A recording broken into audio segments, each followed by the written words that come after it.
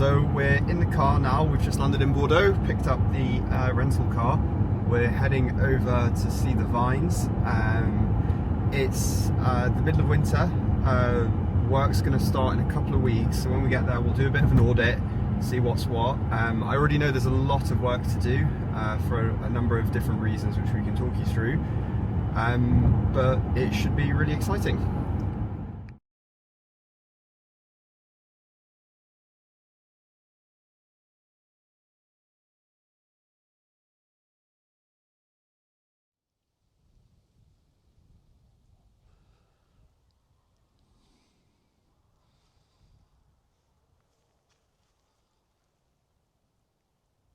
Okay, this is the first day it's real. We now have to run and operate a wine business in Bordeaux. There are advantages to that. Matthew is French, I can speak French, but there are huge headwinds that we are fully aware of, that people are drinking less wine globally, that Bordeaux, the market has collapsed. But with any economic cycle, there are opportunities, and this terroir here in the vineyard, the soil is incredible, and we believe that we can make truly incredible wine using these vines.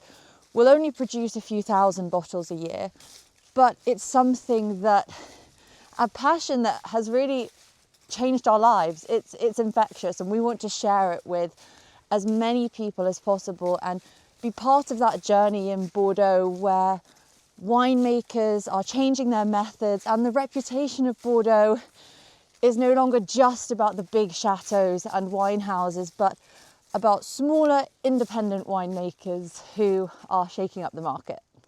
So this isn't going to be for the faint-hearted this year. We've got loads and loads of work to do. So to put it simply, the vines have been abandoned for at least a year. They're really high quality. We love the soil.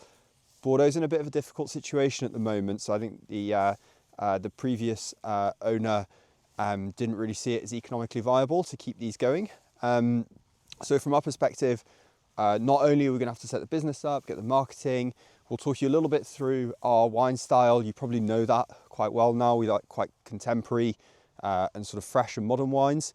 But I think in the vineyard is really going to be where it's won and lost. On top of that, last year, it was probably Bordeaux's worst year for a good 25, maybe even longer years. So there's a huge amount of work to be done there. It's not given. We'll take you along the journey with us.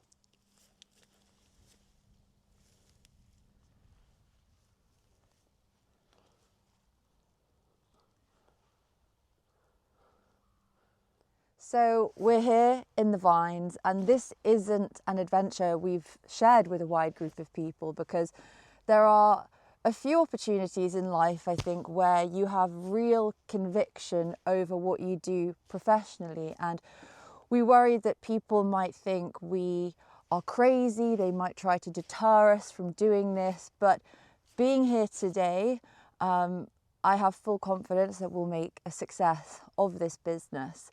And it's been hard, right? You know, particularly on my family side, they were very nervous about us putting our money on the table to start this business. But I know we can prove ourselves, and we're ready to make a difference in the wine market. Okay, we're on the way back to the airport, but there was some very stressful, high octane moments, because the transaction we had made to the notary in order to set up the French company was cancelled right before the appointment. Yeah, we got the payment for the notary fees got flagged as suspicious, and usually this wouldn't be a problem. However, to fully incorporate the company, we needed to make sure the notary fees had been completed and sent.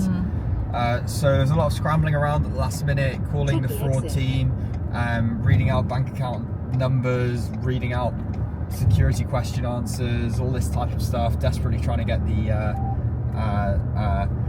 the payments over the line.